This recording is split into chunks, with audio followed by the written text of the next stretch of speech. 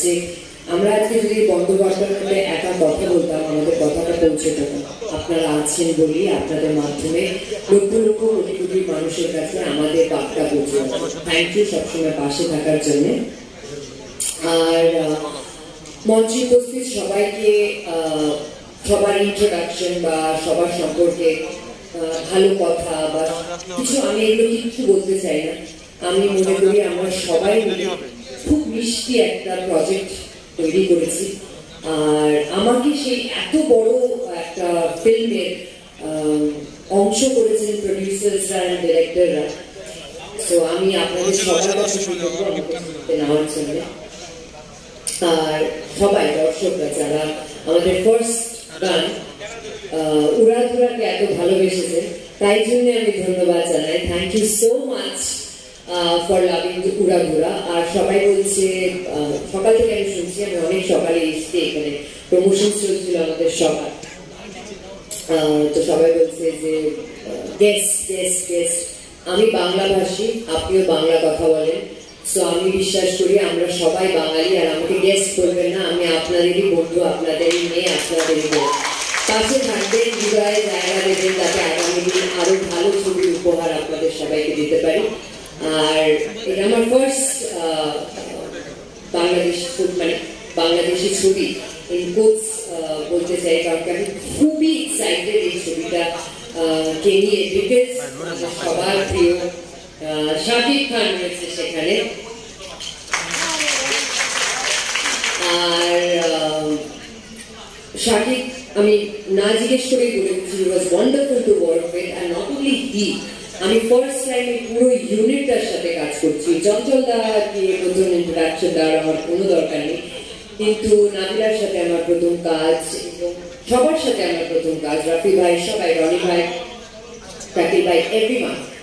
এত কমফোর্টেবল ওরা আমাকে ফিল করিয়েছে যে আমার একটা বার মনে হয়নি যে আমি বাইরে কোথাও কাজ করছি, আমি অন্য একটা ছবি করছি। So thank you so much for making me feel at home.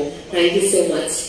আর আমি জানি বাংলাদেশি মিডিয়ার অ্যাপ্রোচ, রিচ প্রচুর।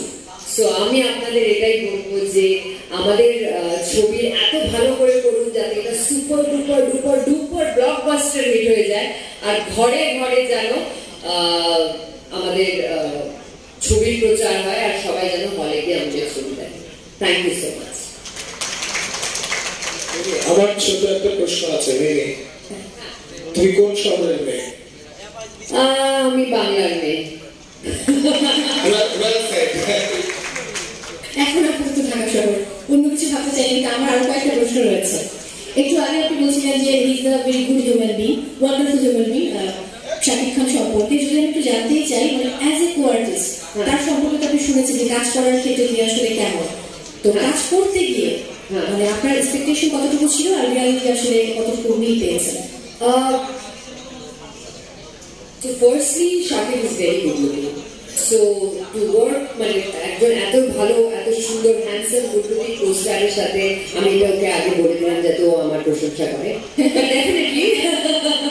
But definitely he is very smart, good looking, and একজন ভালো পোস্টারের সাথে কাজ করতে ডেফিনেটলি ভালো লাগে। বাট জোকস অ্যাপার্ট, আমরা যখন শুট করছিলাম ট্রিমেন্ডাস গরম ছিল, আর ও ঠিক এরকমই একটা স্যুট পরে আর চুলটা অনেক বড়, হ্যাঁ এরকম একটা লুক ছিল।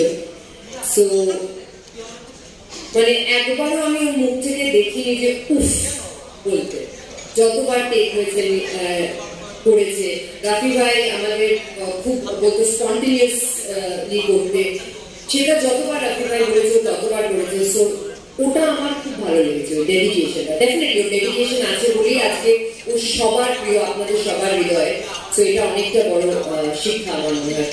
ওকে, পরের প্রশ্ন, এই যে গান এবার তোমার টার্ন আমার প্রশ্নটা করার, না? হ্যাঁ, তার প্রসঙ্গে আসবো। তার আগে মিমি আপু, আমরা গান এবং লুকটা দেখার পর আমরা বাংলাদেশের সবাই কিন্তু পুরো উড়ে গেছে তুফানের তোড়ে। বাট এই গানটা যখন রিভিউ হলো উড়াধুরা, তারপর ওপার বাংলায় তুফানের তোড়টা কতটা ছিল এবং আপনি সেটা কতটুকু অনুভব করেছেন? মানে এটা বলা নিজের জিনিসটাকে মানে নিজের গানকে আমি এবং ওটার পপুলারিটি নিয়ে কথা বলাটা খুব ডিফিকাল্ট, কিন্তু আমার মনে হয় ভিউজ দেখেই সবাই বুঝতেই পারছে যে দর্শক কতটা ভালোবেসেছে আর আমাদের এই গানটার কতটা পাশে আছে। সো আমাদের উড়াধুরা গান শুনে সবার হৃদয় উড়াধুরা হয়ে গেছে। So that is the most important. Okay, সবার হৃদয় কিন্তু অবস্থা। আমি এবার তার কাছে চলে যাবো যার জন্য ওয়েট করে বসে আছে অলরেডি তুফান।